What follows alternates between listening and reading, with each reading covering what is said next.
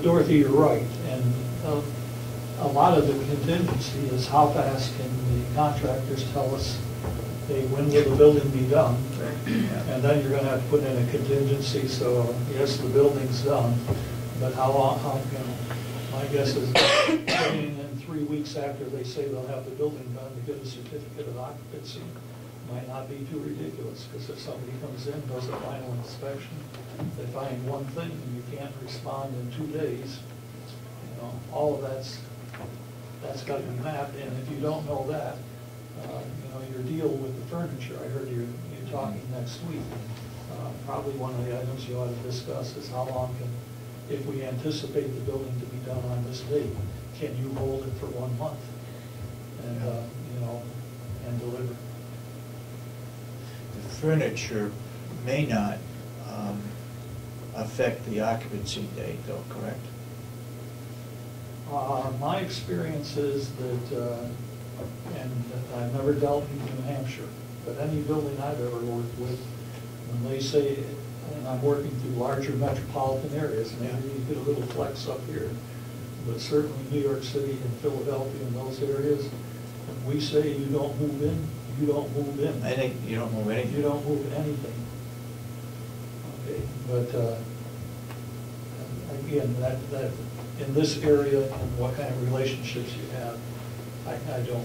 The commissioning company at the last subcommittee meeting talked about latter August finishing up their work, correct? Did I? They said that July 30th is a little premature, and then they spoke of August. Yeah. And I think that was a group discussion. You know, as you begin to move on, we've had a lot of snow and whatever. Yeah. I know that the mechanical engineer is doing a walkthrough with Bob and starting a walkthrough with Bob and Maria now, you know, just to begin some of the process. But, you know, again, you know, it's every day, we, you know, you have to assess where are we and how fast, you know, yeah. how fast we can. But I think, you know, I think July may be a little bit premature. We're going to still push for July. That's good, because I want to go on vacation the first week. When are you going on vacation? First and second week of August. Oh. So going to the end of August would be fine. Okay, maybe the move could be the 3rd week of August, right when you come back, after you're fresh and full of pepper and vinegar, right? We'll make it work. I think we just can't lose sight of the fact that once we have the occupancy, I mean, obviously we have to think of the move, we have to think of equipment getting in place, but we also have to make sure that all of the staff are prepared, have been educated in the new building before we have the first resident going in. So there's a lot of things that will be working in concert with one another. You know, the new lifts, the phone system, and all of those kinds of things have to occur. Mm-hmm. Still got a lot of work to do, but you've done a lot of work so far. It's going good so far. Yeah. It's going good so far, and we'll continue to work it. If we could find out what needs to be moved on what day, that list of furniture that's going to be moved, it would help, and then we could meet, whenever that gets done, meet with the movers to find out, you know, again, it all depends on the schedule. I mean, we probably ought to be talking about the middle of August or the end of August for a move. And that might give us enough time to finish up the building and have the commissioning done and then the occupancy. I'm going to give you a gut feeling, and I haven't been to any of your contractors, but if we're sitting in February and they're talking late August now, I think in talking to movers and talking to furniture people, I'd recommend you start thinking like the 1st of September, the first week of September. Okay, if they're hedging now. Well, the commissioning company is. Okay. As far as I know, I haven't heard any delays, and they've got over 100 people working in there now. And one of the reports shows that they're starting to paint this week, or is it next week, painting the rooms upstairs. My problem. So the outside of the building, I don't know what the occupancy, do we have any idea what the occupancy requirements are? They will go through all of the life safety issues in the building as far as So fire. it's interior Interior and exterior. and exterior? Okay.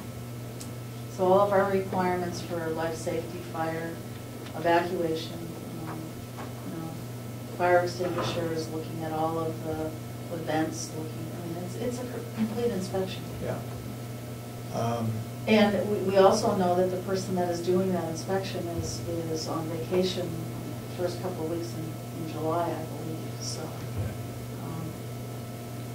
But we already have a plan of evacuation, right? Oh, we have a plan, that's not the point, the plan isn't the issue. Yeah. It's they will be looking physically at fire barriers, they'll be looking at, everything as an improvement. David, depending on who the inspector is, the inspectors get a hell of a lot of latitude. Yep. Without exaggeration, I've been on a project where they have measured from the floor to the counter for ADA, for handicap, and because we were 1/8 of an inch too high, they have insisted that we raise the floor 1/8 of an inch, okay?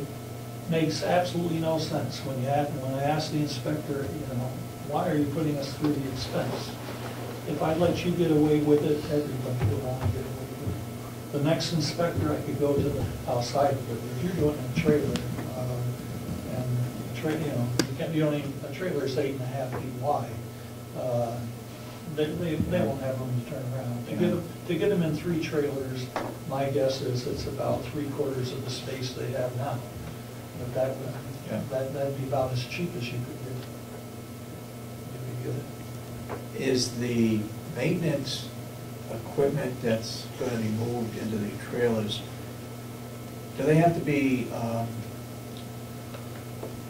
want to say secure, but I'm not necessarily saying that. For example, the farm maintenance building, it's all heated and so forth over there. I'm talking about the garage. In the summertime, they probably wouldn't be using that space, but in the wintertime they would. Whether there's some temporary quarters there, they'd have phones, that kind of thing there. I don't know if you've looked at that or not. No, I haven't. I didn't realize they had their own. Well,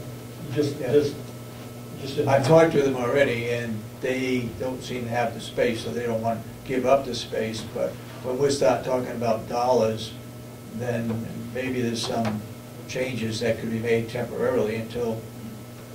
I can certainly take a look at it, Commissioner. I haven't, somebody can take me over, we can look. And the kind of equipment, right now in maintenance, they have their saw that they use as a contract, table saw as a contractor saw.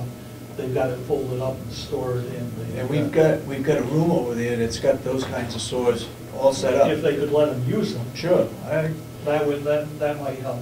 I think the main issue is the proximity of the point of service. I was just there. So if we have a bed that is broken, they bring it into the maintenance service department right now and they take care of it. If they have a bed that's broken now, we have to get a truck to get the bed in, then we can bring it down to the farm. I think, again, it's the efficiency. It's, we can put equipment anywhere we want to, but then how are we going to work it and be able to provide a maintenance service to the nursing home in the most efficient and most economical way? And then it may not be as efficient as we would like to have it because it's a temporary type deal, but the dollars is what bothers me as to spending dollars. I'd rather give up a little efficiency and keep the dollars down. Well, I think we have to look at how is it impacting. A bed may break down once every, but the issues of supplies right now we go for supplies 3 and 4 times a day. So I think we have to analyze them, and Dawn is helping us, and I think we have to further break it down. This is the first I've heard that we may be moving. We got a March 1st or date. It's like holding my breath. But again, Bob has to be really involved in working on this and presenting what he thinks or how we can work. Or maybe we could, split this baby and use the facilities that we have for things that aren't necessarily needed daily. For a broken bed, for example, use that facility for an emergency situation like that, but bring in some sort of container to house the things that we need on a more daily basis. Well, if you walk through the maintenance facility right now, okay, my first I got to do that. Is half of the stuff within there is not maintenance related, but you're using that room for storage, and that definitely, unless you, by magic, you'll find some other little. That trailer has got to be someplace where people can get to them constantly, and it's also got to be a facility, like the Pampers, if you will. They tell me they're getting 2 skids of those every week. Okay, right now I don't even know where they drop the skids off. They must hustle like the sun and doesn't make room for them. But if you're trying to put that in a trailer, okay, you've got to have a drop-off zone and room to stack it. So at least one trailer just for supplies that are not maintenance related, you'll have to have. Okay, you'll have to have a place for Bob and his team to organize and work, and then all their storage. Right now, the storage. I don't mean to tie you up, but your storage situation around here is horrendous. Well, it's always been a problem. Quite honestly, I took a walk last week and looked at 2 of the facilities, the old boiler room and the trailer. Yeah. So you're storing a lot of stuff there. How the hell do you get back in there? I bet would lay odds, based on my experience, that you don't even know what you're storing. And that okay, not because anybody's trying to have done anything wrong or they haven't got record, but you can't. If I need a part for a wheelchair and it's 40 feet down the trailer, I'm not going to unload that whole trailer. By the time you unload it to find that one part, you might better go buy the part. Yeah. Yeah. And I don't mean we can do better efficiency than that. Yeah. That could be a whole other project. It doesn't have to be part of the move, but that's a problem. It really is. It's not efficient storage. Okay. We'll keep working. I understand your need, and I'll get with Sandy and Cheryl, and we'll start looking at the offices next. Yeah. And as soon as we can have some things for you, we'll come back. Yeah, I need to look at the maintenance area again. I've been through there once, quite a while ago. It's probably changed quite a bit since then. And I'll get with the farm crew to find out what's the possibilities of any kind of storage and work it out with the maintenance department and the farm. If we can find other space, maybe we can eliminate one trailer, with other space on the campus here. So I'll try to work with that to see if we can do something there. Commissioner, when you do it, though, yeah. Okay, bear in mind that even if you use the farm stuff, the equipment that you have right now will still have to be stored somewhere. Yep. And the sketches that I did, and they can be changed and adjusted. Yeah. But the only way I